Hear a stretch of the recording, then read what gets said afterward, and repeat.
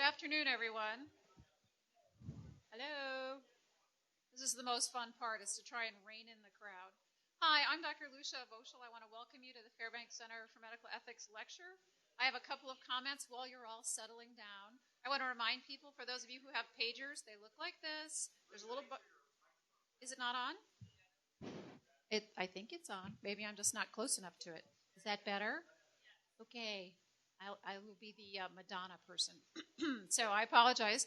Hi, I'm Dr. Lucia Voschel. I'm the nurse ethicist for IU Health. I want to welcome you to the Fairbanks Center for Medical Ethics lecture.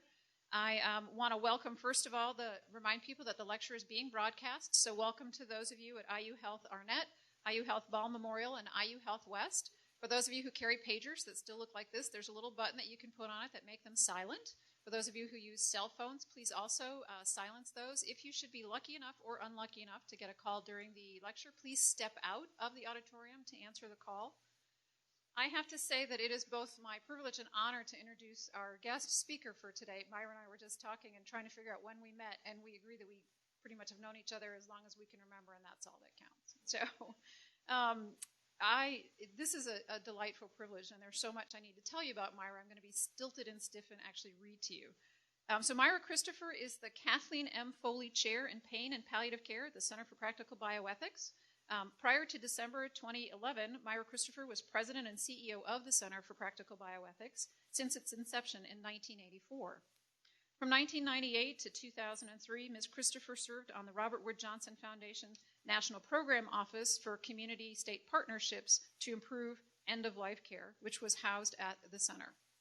She's currently the principal investigator on the Pain Action Initiative, a national strategy, or PAINS, and was a Pain Study Committee member with the Institute of Medicine panel, which released its report, Relieving Pain in America, a blueprint for transforming prevention, care, education, and research, in 2011.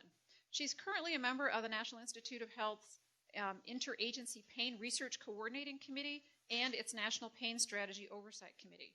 Ms. Christopher serves as a public member of a number of boards, including the American Academy of Family Physicians Foundation, the Coalition for Physician Accountability, and the Coalition to Transform Advanced Illness. She is a past member of several editorial and advisory boards, including the American Association of Critical Care Nurses, American Association of Critical Care Nurses Certification Corporation, the American Board Journal of Bioethics, and the American Association Commission on Law and Aging. She served on many local and regional boards and advisory committees, including the Kansas Board of Healing Arts, the Federation of State Medical Boards, Kansas University School of Nursing, and the Kaiser Commission on the Future of Healthcare. She's received many awards for her work in bioethics, palliative care, and chronic pain, including the American Academy of Pain Medicine's Patient Advisory Award for the American Academy of Pain Management, her Healthy Heart Award, and the American Academy of Hospice and Palliative Medicine's President Award. Ms. Christopher holds a bachelor's degree in philosophy from the University of Kansas, Missouri State, and received an honorary doctorate from the National University of Health Sciences in Chicago in December 2011. And I want to say that Myra has been a champion for conversations about helping patients and families cope with end-of-life issues and pain for many, many years, and we are very lucky to have her today. So please join me in welcoming Myra Christopher.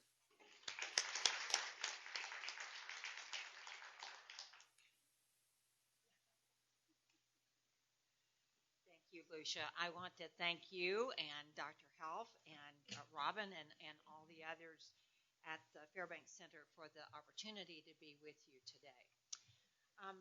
As a member of the Institute of Medicine committee that published Relieving Pain in America in 2011, I'm delighted to be with you today to talk about what we called a moral imperative to transform the way pain is perceived, judged, and treated. As Lucia said, I've spent most of my life advocating on behalf of those who are seriously ill and dying. And I actually think of myself as a little bit of a newbie to the chronic pain space. I became interested in the undertreatment of chronic pain because of two events that actually happened in fairly rapid succession. One was that and frankly, I should say about this conversion experience, I became so compelled by it that about 15 or 16 years ago, I began to transition from end-of-life issues and towards chronic pain. In the fall of 1995, the support study was published in JAMA. Do any of you know what that is, or does that mean anything to any of you? A few of you. It was the largest study ever done on end-of-life care in United States hospitals in the history of this country. It was an 8-year study. It focused on almost 10,000 patients in 5 academic teaching institutions over a long period of time. There were 2 phases of the study. So in the fall in November actually of 1995, the support study was finally published. Joanne Lynn and Bill Nouse were co-PIs on that project. And ultimately, the findings were so dreadful, they were really so unacceptable, that it in and of itself became a springboard for launching a national initiative to improve end-of-life care, to make palliative care part of mainstream medicine. Now, we have, I believe, this may be an assertion that some of you will want to challenge, but we have, I believe, moved from being a culture where we think of death as an option to one where we have finally accepted the inevitability of end of life. And because of that, I began to feel that maybe I could move into another space. Now, pain control was one of the 5 clinical outcome measures that support was exploring. The year that it was published, Robert Wood Johnson Foundation made a little 14-minute documentary about support. And I will always remember at the very end of this little film, Joanne Lynn looked straight into the camera and said about the pain measure, what they had learned about pain, which was that more than half of those patients who were conscious at the end of their life reported being in moderate to severe pain and unable to get medication and treatment for it. Joanne looked right into the camera and said, "We know how to manage pain. We just don't do it." And so I thought to myself, now wait a minute. If in fact addressing pain and suffering is really at the core of medicine, and if we know how to manage it, yet we don't, then what's going on here? Now, all of you probably know the moral theologian Reinhard Niebuhr. You may not know his son's work as well, H. Richard Niebuhr, who was from Missouri, actually. And he used to say that when we began to ask of ourselves, when we began to be uncomfortable about a situation and to ask of ourselves, so what's going on here? That it is highly likely that we are confronting an ethical dilemma. That's the way I felt when I saw this little video that Joanne and Bill had made. Now, not long after that was when the Robert Wood Johnson Foundation invited me to direct this project that Lucia mentioned, community-state partnerships to improve end-of-life care. One of the requirements, some of you have probably done this, have been program directors for them, but one of the requirements is you have to assemble a national advisory committee.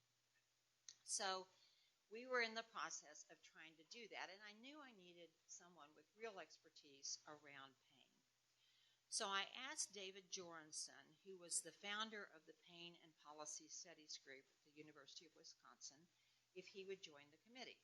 And without any reservation, he said no.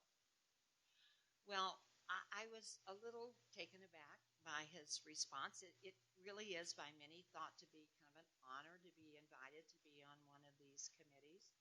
I don't really like for people to tell me no. And so I thought, well, what's the deal here? So I said, well, maybe, no, but tell me why you would so quickly respond that way to me. And he said to me that he feared that the work we planned to do around end-of-life care, around palliative care, was going to have an unintended consequence of making it much more difficult for those that were really at the center of his work, those who live with chronic pain. So That sounded really odd to me, but as we talked about it more, I understood why he would have refused. Ultimately, he did agree, because I promised him that if he would agree, I would try to learn everything I could about chronic pain, and I would stand shoulder to shoulder to work with him when and if he needed me to do so. Thank you. So that was sort of the first of my ahas in this conversion. Now, I've tried to be true to that promise, but I can tell you, I have lots and lots yet to learn about this issue. It is a very complex issue in many, many ways. Now, in this process, I have come to believe that those who are living with chronic pain, with unrelenting chronic pain, have a greater burden to bear than do those who are actively dying. Because at least those who are actively dying know that relief will come. An end is in sight. I also believe that the undertreatment of chronic pain is a major bioethics or ethical issue. Now, I will argue that from many perspectives, but fundamentally in that it really denies people the capacity to be self-determining, to be self-actualizing. But I will also share with you that not many people who work in bioethics have yet agreed with me. I was so pleased to view the tape of the lecture that Dr. Health presented recently on contracts, on pain or opioid contracts. It really gives me courage in a way to see that others are beginning to be very interested in this. But in my opinion, it is necessary for those who work in the bioethics space to get involved with this issue if we're going to really have a cultural transformation in the way pain is perceived, judged, and treated. There are many facets to this issue, but we have to be talking about what we ought to do, not what we can do. So I have really become incredibly committed to this issue and hope that I can inspire you today to think about this issue and to imagine how the work that you're already committed to could be part of this cultural transformation. Now, I think the best way perhaps for me to share with you what I have come to know, to believe, is to tell you a little bit more about the IOM report. To tell you a little bit about the principles that we worked from, about the 16 recommendations that we made that focused on public health, professional education and training, clinical services and reimbursement, and also research.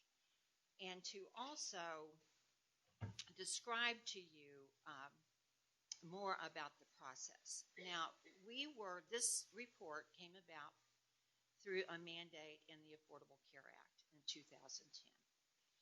And by the time the committee was convened, we were put on a very, very short timeline. Now, usually an IOM report take 18 to 24 months to produce. We had 6 months with no wiggle room at all to get this done, to be in compliance with the contract that had been made between Congress and the Institute of Medicine. As we neared, there were 19 of us that worked on the committee, and a very diverse group of people. But as we neared the end of our work, one of the members, John Farrar, actually from the University of Pennsylvania, an oncologist, asked one afternoon, what do you guys think the headline's going to be? What do you think the newspapers will latch on to about this report? Well, some of us were concerned that maybe they wouldn't latch on to anything, that they would ignore it. But there was pretty quickly a near consensus that the headline grabber would be that we asserted in this report that at least 100 million Americans live with chronic pain. Now, at that time, there were various studies that estimated the number of people living with chronic pain in the United States to be between 72 million and 136 million people. So a really wide variation there. We put a stake in the ground at 100 million, but we qualified it by saying at least. And we did that because we did not, given the time frame we were working in, we did not have access to data about children, veterans, prisoners, or those living in nursing homes. So that's a sizable chunk of the population and people that are likely to have chronic pain. The runner-up in our discussion for the headline grabber was the cost of chronic pain to society. Now, there is no way anyone can calculate in humanistic terms what the cost of chronic pain is to an individual or to our society. Perhaps Albert Schweitzer said it best when he claimed that pain is a more evil lord over mankind than is death itself. We did, in the report, point out the impact of chronic pain to quality of life for people who live with this condition, and we also pointed out that the suicide rate among those who live with chronic pain is inordinately high. Various studies estimate that it's 2.5 to 4 times that of the general population. We don't really have good data about much of this, but especially around this.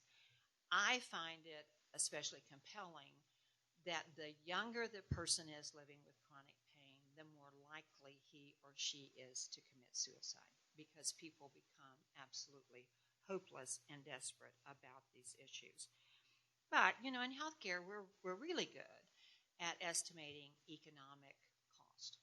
So what we did, and it's kind of become common to do, is that we combine the cost of healthcare for chronic pain with the loss of productivity associated with chronic pain. Not just absenteeism from work, but also what we call presenteeism, that when people are there but they're really suffering and pain, they probably don't do as good a job as they would like to. By combining those costs, we estimated the cost to be $560 to $635 billion annually. I think it is important to note that the federal government only bears $99 billion of that. So the federal government is not the big financial stakeholder in this, but certainly a major stakeholder. Now, other findings which maybe were not quite as headline grabbing that I wanted to share with you is that chronic pain, we argue, is a disease in and of itself. Now, this report was published in 2011, and frankly, there's a growing body of data to substantiate that claim.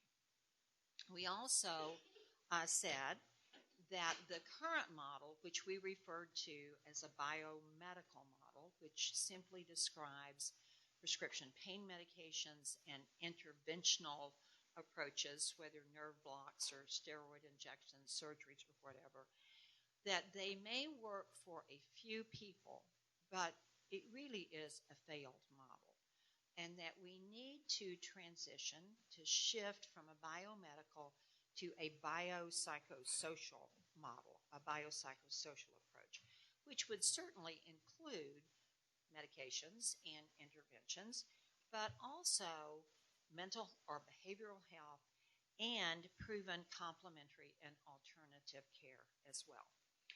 We made the point that chronic pain is very subjective, it is very individualized, and formulaic approaches just don't work.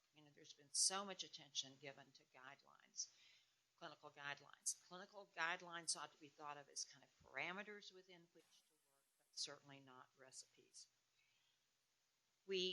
This is not much of a shocker, but that both patient and provider had to be actively engaged and held responsible and accountable for courses of treatment to really be effective. I was involved in creating the pain scales many years ago. They don't work. The reality is we assess pain far more often than we used to, but we don't treat pain any more often now than we did in the past. There's agreement that we need to focus on quality of life and functional status, not on numeric scales or those little god-awful smiley faces that are now in every patient's hospital room. We also pointed out, again, that large populations of people, those who have been traditionally underserved, marginalized in our society, receive less care for chronic pain, worse care, and they have worse outcomes. So it is just one more of the many disparities in our healthcare delivery system. By every measure, this is a public health issue. The World Health Organization has said that chronic pain is the #1 public health issue in the United States. But we do not act as though that were true, even though the number of those who live with chronic pain exceeds those who live with cancer, heart disease, and diabetes combined. So it is a big issue. Now, in the report, and I'm sure this will come up if we have time for discussion, we did refer to what we labeled the opioid conundrum. Our charge did not include anything about the abuse or diversion of opioids, and we were specifically counseled to stay away from this issue, that our issue was really about chronic pain in and of itself. However, we knew that although we didn't focus a lot of attention on it, not to at least mention it would make us appear to be a little out of the loop or a little bit naive at the very least. So as we think about the IOM report, and all of you guys know there are hundreds of these reports, dozens produced every year. Many of them sit on shelves and draw dust. Many of them, however, are really kind of linchpins in change. And we were determined that this report would, in fact, lead to be a springboard again for this cultural transformation.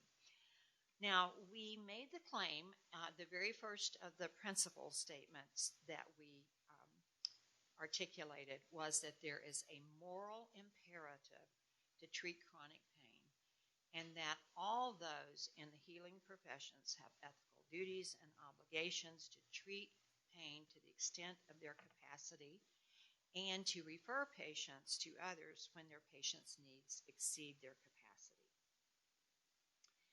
So, kind of summarizing the IOM report very quickly for you, I'll give you kind of the basic information that I bring into this discussion today. However, I also have come to believe that unless we hear the voice of those living with chronic pain and their families and engage them in this process, we will not achieve our goals. So I have made a commitment to myself to always talk about patients when I speak on this topic. Now, I know all of you are, if this is not true of any one of you, you're kind of in trouble, but all of you have experienced significant pain, whether it's a toothache, a sports injury, a car accident, childbirth, a serious illness. Virtually all of us have. Pain is an important part of our mechanism. But try to imagine, I'm not sure we can, but try to imagine your pain at its very worst, at its very, very worst. And then to imagine that it never went away. It would never get better. It would never leave you. That you could no longer do things that were important to you, whether things, leisurely things or things involved with work. That healthcare professionals did not believe you when you tried to describe what your pain was like. That you ultimately lost your job, that you, in losing your job, lost your health care insurance, that your friends grew tired of hearing about your pain, or you declining to do things that you had always done with them. And they began to whisper behind your back, wondering if, in fact, really what was going on was that you had become a little too fond of the medications that had been prescribed for you. And that even your family began to doubt whether your pain was real. I think it's really almost impossible to imagine this situation, but many, many people live in this way day after day. A few weeks ago, I was asked to speak at a conference at NIH on a prevention workshop, not a conference, a prevention workshop on the use of opioids in the long-term treatment of chronic pain. And during that two-day conference, one of the other presenters referred to chronic pain as the silent epidemic. I think that is really true, and again, I think it substantiates my view that we have to talk about the lived experiences of people, that we have to share their narratives. So as I thought about talking to you today, I thought about several people. One, a young human rights attorney who was injured in a car wreck while she was in law school many years ago, who spends her life every day. She fights for the rights of others, but she often cannot get prescriptions refilled that she relies on. Another person with whom I've become acquainted, who really touches my heart in many ways, is a very gifted athlete, who was a very gifted athlete, who had been invited to join the U.S. national rowing team to participate in the Olympics just a couple of weeks before his back snapped.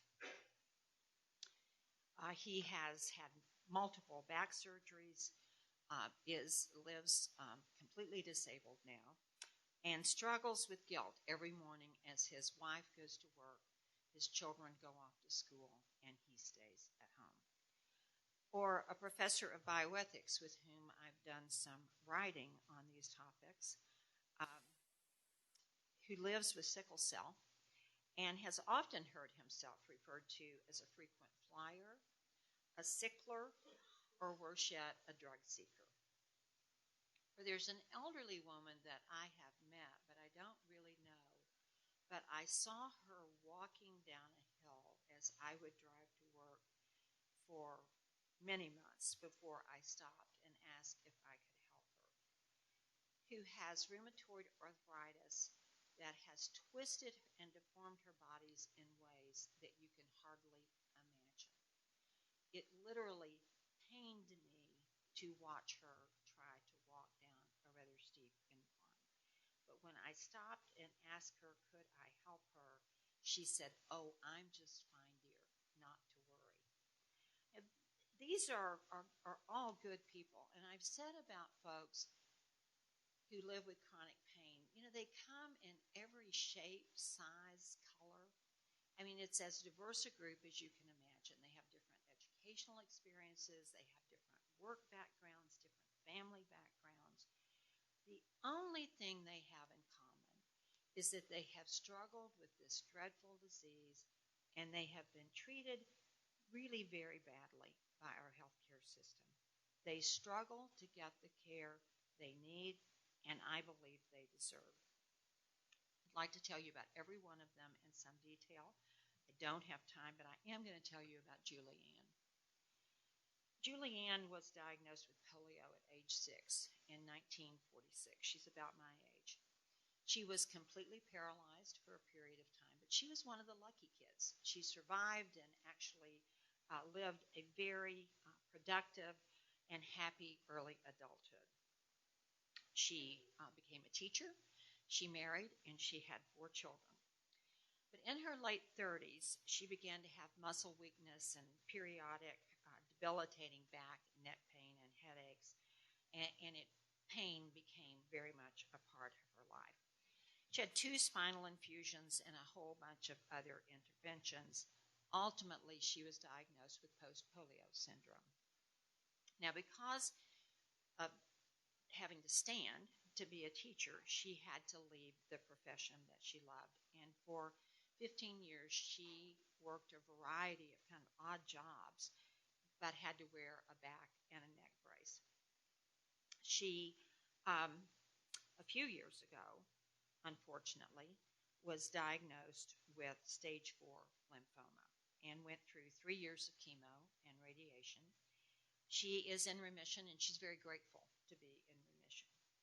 She lives in an assisted living facility now, and with the help of family and many, many friends, she, even with her pain, lives a happy and engaged life.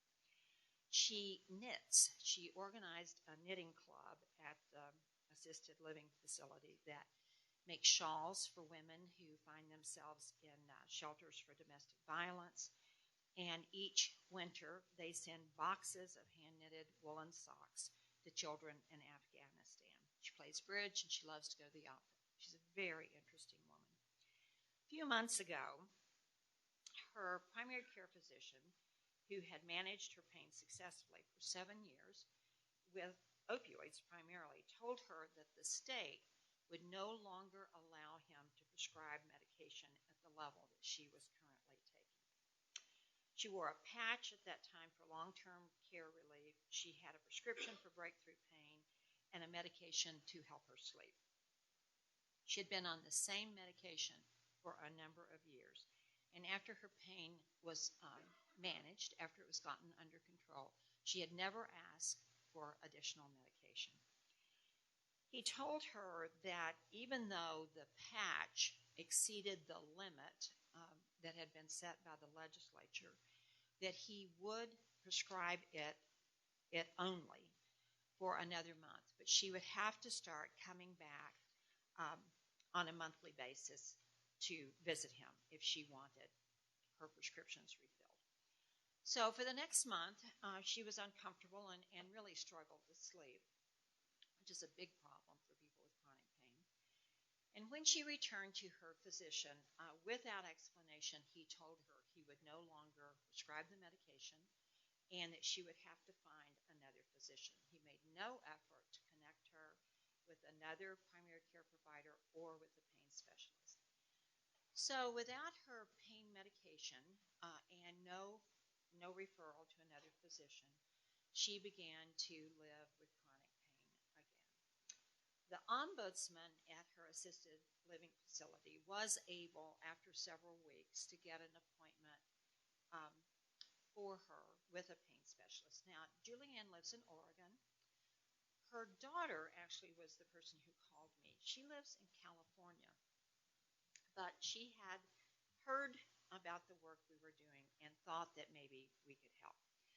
So I was really compelled by the call, and I sent a quick email to a handful of pain specialists back in the Northwest that had been on the IOM committee with me or served on various national boards with me, and described the situation and said, hey guys, who do you know in Oregon that would see this person? This is really unacceptable.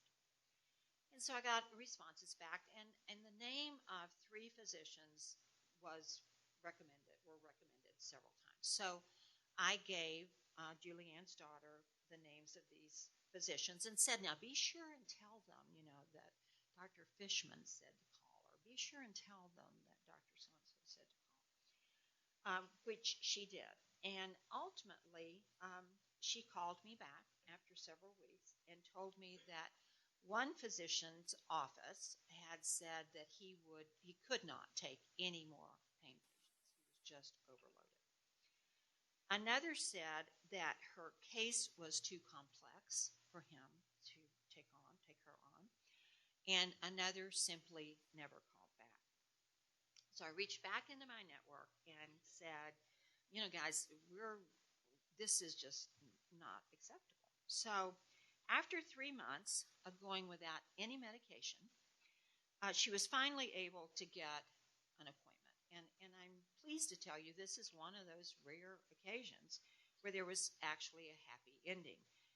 Julianne is now taking the very same medications that she took before she was discharged by her physician, and her pain is again being managed, and she's not spending her days in bed. When I recently asked her what her fears are, she told me that she is afraid that her physician will retire or die, that her lymphoma will recur, and that she will become an even greater burden to her children than she is now. I asked her what she thought I should say to clinicians when I spoke on this topic, and I'm going to read you a paragraph from a very long letter that she wrote back to me. She said, and I quote, "It is wrong to deny opioids as one of the pain management tools to address chronic pain, just as it would be wrong not to offer chemotherapy to cancer patients. It is true that cancer can end life by stopping all body functions. I would argue that life is also ended when one is in such pain that getting out of bed for any reason is simply impossible. Even though one's heart continues to beat, that is not life either. I have been down both roads. Attitudes need to change, and physicians need to take the lead." Now, I want to be really clear here that I'm not here to advocate on behalf of prescribing opioids. I'm advocating on behalf of a shift from a biomedical model, again, mostly opioid prescription medications, opioids, benzos, the whole panoply of stuff, and interventional approaches for a bio-psychosocial approach to this. The undertreatment of pain is a societal failure. I'm not here to point fingers at anyone. It is poorly understood, it's very complex, and in many instances it is invisible, and Western medicine is a very visible enterprise. Healthcare professionals are not trained to treat chronic pain and feel impotent or even worse, threatened when approached by those who live with chronic pain. I'm curious to know how much education and training med students here get around chronic pain. I do know, based on some work that's been done at the NIH Pain Consortium, that in the U.S., the average number of hours in a physician's entire training is 8. It's a little better in Canada, it's 11. But I also point out that for veterinarians, it is 87 hours. We know that a biopsychosocial approach is more successful than a biomedical. We believed when we published the IOM report that there had been, about a decade before, nearly 1,000 comprehensive chronic pain management centers. But because reimbursement didn't follow the data about the outcomes from this approach, at the time we published, we could only find 122 of them still remaining. There have been very few resources invested in this of any kind. It is clearly true that we need a whole bunch of research. We need basic science, clinical translational research, even quality improvement research. We just don't have data, yet we continue to make policy as though we do. And until recently, the bioethics community has sat on the sidelines about this important public health issue, but also about addiction and the corollary between the increase in prescribing to treat chronic pain and the increased abuse of opioid prescriptions. So I would argue that one consequence of all of this is that our state legislators have really begun to practice medicine. Now, both of these public health issues, chronic pain and addiction, are critically important.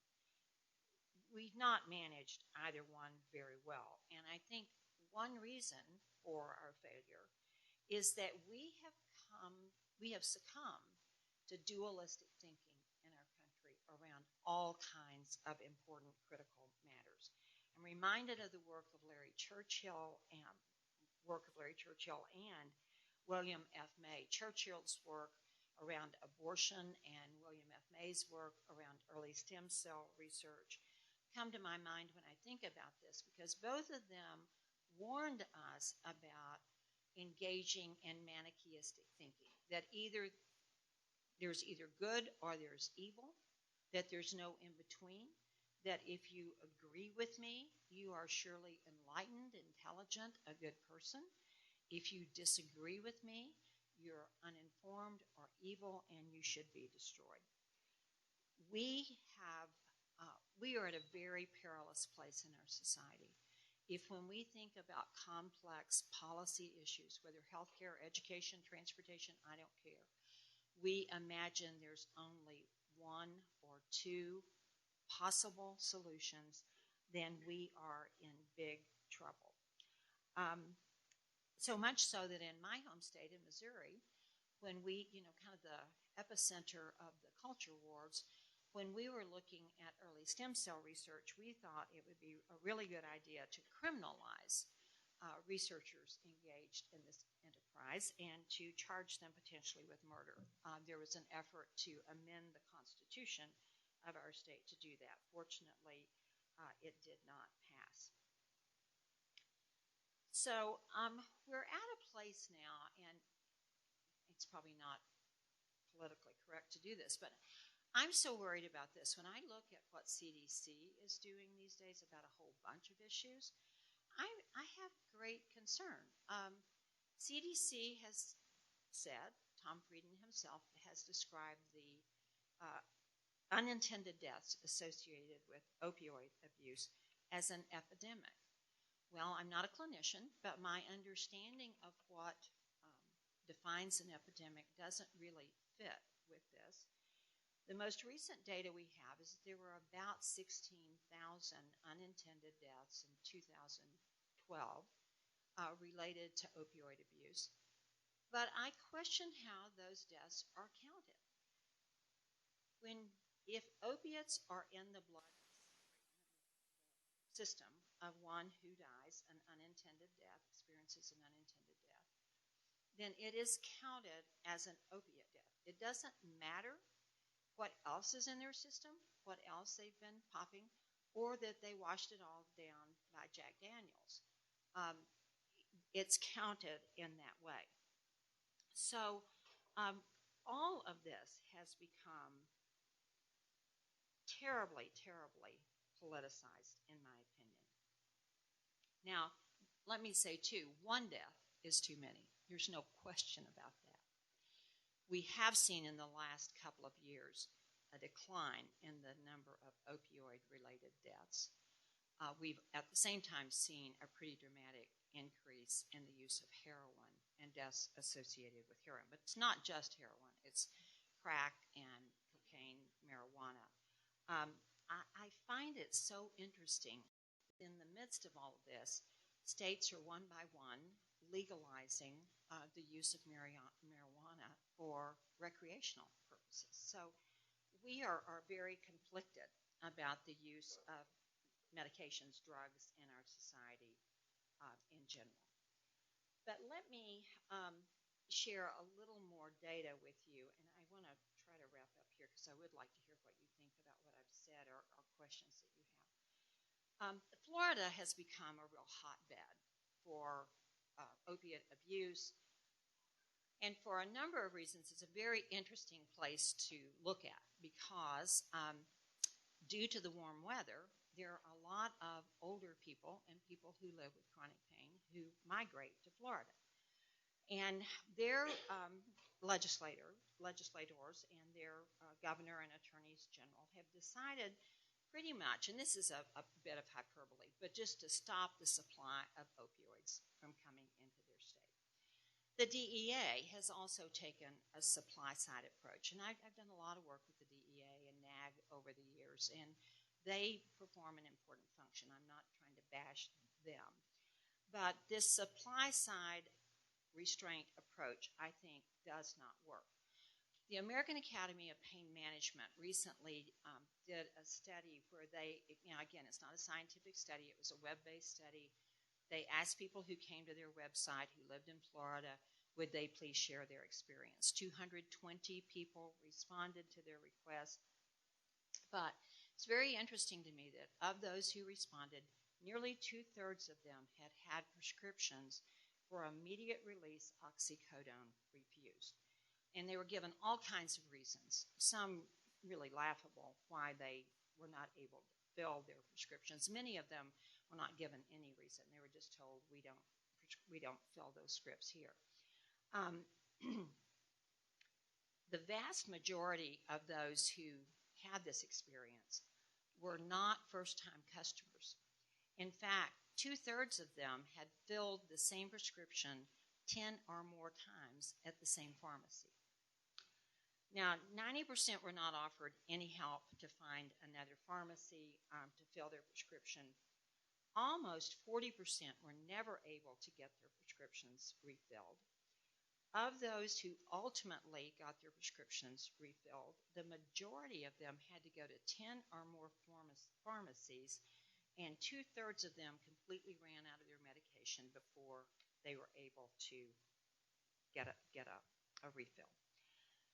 So this problem, I wish this were a Florida problem, but it's not. It's an Indiana problem, it's a Missouri problem, it's a Kansas problem. It's a problem all over the country.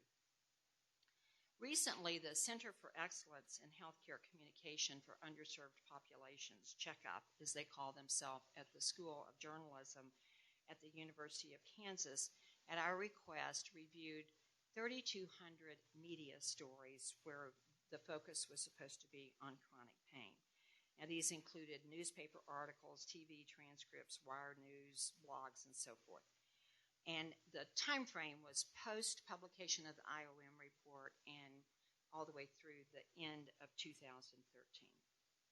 They looked at 961 newspaper articles and reviewed 154 of them very carefully and found that in those 154 articles, the term addiction was mentioned 506 times.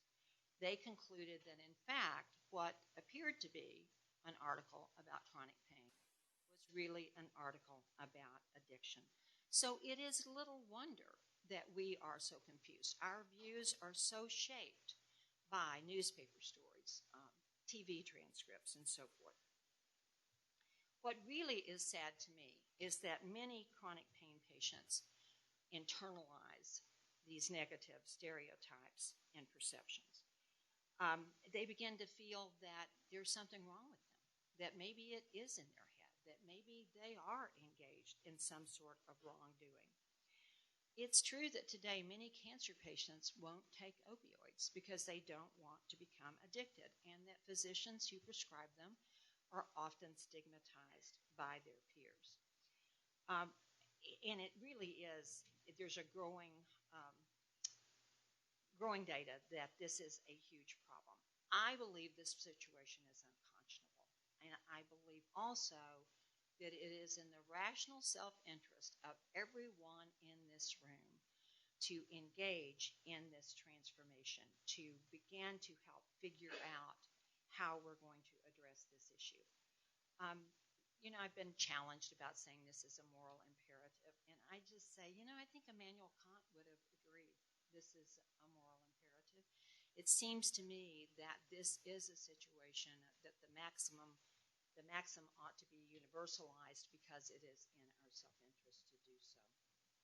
No one of us is immune from finding ourselves in Julianne's situation. Now, I ask all of you today, we've said that the solution to this is a balanced policy approach, that we're going to figure out how to treat chronic pain and not feed into the addiction problem at the same time. I don't believe there's a thing balanced about our approach to these two issues. I ask all of you, how much attention do you think that the CDC or other public health organizations have placed on the undertreatment of pain? How do you think the media addresses these issues? Do you think there's a balanced approach? In my opinion, balanced pain policy is about as real as is the Easter Bunny. we've come to a place where we have to do better. There's just no question that we must do better. There is so much that we do know that could make the situation better already. We know that for many people, that many people characterize these medications as life-saving. But we also know that there's significant risk associated with the abuse of opioids, and one of those is addiction. But there's so much we don't know. We don't know the rate of iatrogenic addiction. We don't know the impact of our efforts to improve chronic pain care on addiction itself. We don't know with certainty whether or not the bio-psychosocial model in today's market is affordable.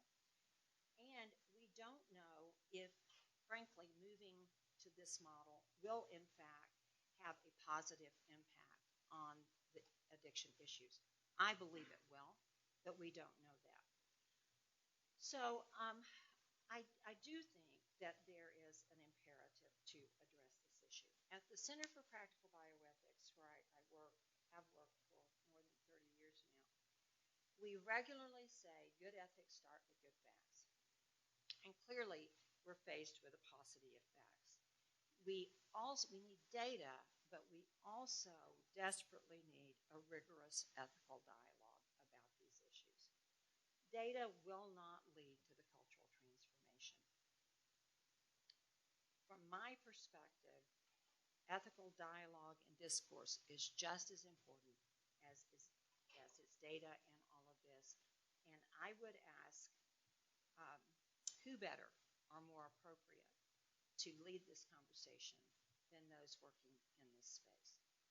So I wanted to have 10 minutes, and I actually could have talked much longer, but I want to hear from you. I want to engage in dialogue for a brief period of time here to hear what your experiences are. Wow. Thank you, Amy. That woke everybody up. So to hear what your experiences are, what your thoughts are, I'd really like to know what's going on here at IU around these issues. And so Amy has a microphone. No, Amy's leaving now. So would any of you like to stand up and speak loudly? Yes, please.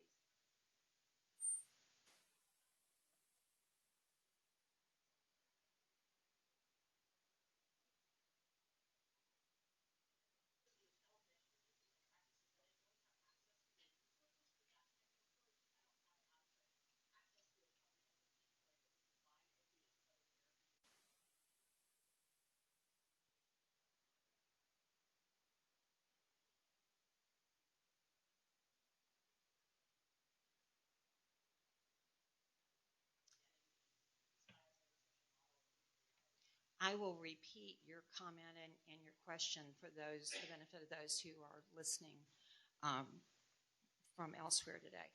A physician spoke and said that she agreed with the need for balanced policy and a more comprehensive, broader approach to the treatment of chronic pain, but said that she did not have access to additional therapies to kind of refer her patients, if I mischaracterize, stand again. And she wondered what's on the horizon that would enable her to provide care in a way that she would be more confident and more comfortable with. I did not build it into my presentation. Lucia mentioned it in her introduction. There has been a group of 80 people working on developing a national pain strategy for about 2 years now. And it is supposed to be published in the Federal Register after the election. So I had hoped that that would be today. Now, when I called last week, I'm on the Oversight for that committee, for that report. When I called to ask about it, they said, well, you know, Ebola's kind of taken all of our attention right now. So here's the deal. I do not for 1 minute believe that we can wait for the feds, for HHS to fix this. It isn't going to happen. All the action is really at the state level. So what we are doing with this project that that Lucia referred to, PAINS, one of our goals is to support and create and network community and state initiatives to improve end-of-life care. And we're now working with the Missouri Primary Care Association, Texas A&M School of Public Health. We're going to Michigan at Ann Arbor to talk to them about a possible project. And in Kansas City, we are doing a pilot. We're calling all of these Relieving Pain in Missouri, Relieving Pain in Kansas City, Relieving Pain in Texas, Relieving Pain in Brazos Valley, because we want it very much to link back to the IOM report. And we are not trying to create the McDonald's of chronic pain care. We know that state by state, community by community, the culture of medicine is different, the resources are different. But I think it's going to take a lot of creativity and innovation to begin to create the kind of infrastructure that we need for clinicians like you to provide care that you're confident with, and for a national strategy to be operationalized. In Kansas City, we are working with our public hospital and 3 safety net providers, our Black Healthcare Coalition, with 8 churches, our citizen leader group, and we are patchworking a new model together, or jerry-rigging it. So the YMCA has agreed to be a partner with us, or a participant, a collaborator. We have a chiropractic college in Kansas City. We have 3 medical schools at chiropractic college. Kansas City is a very interesting healthcare community. They've agreed to have their students participate and be engaged. Weight Watchers International has agreed to help.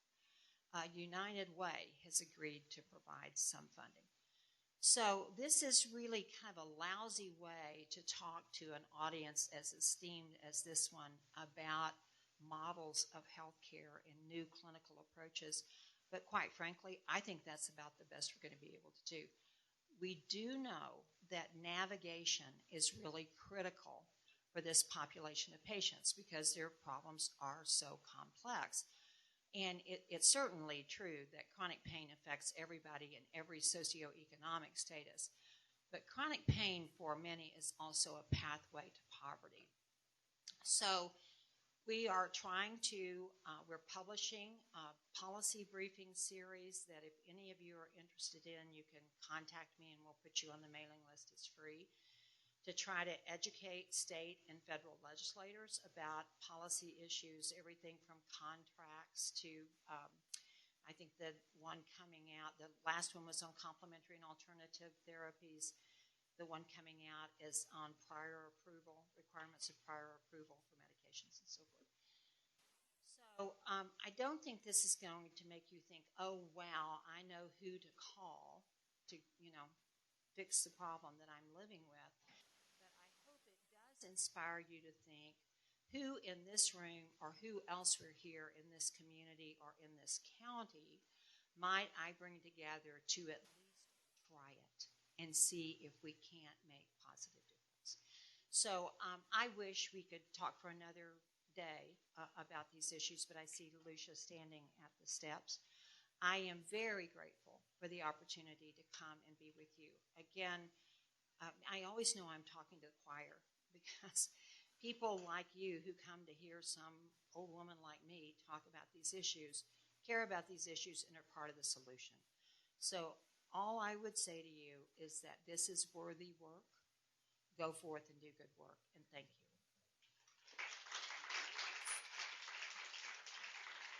Sure. Myra will be down here if anybody has some questions afterwards. Thank you all for attending, and we'll see you next month at the lecture. Have a good afternoon.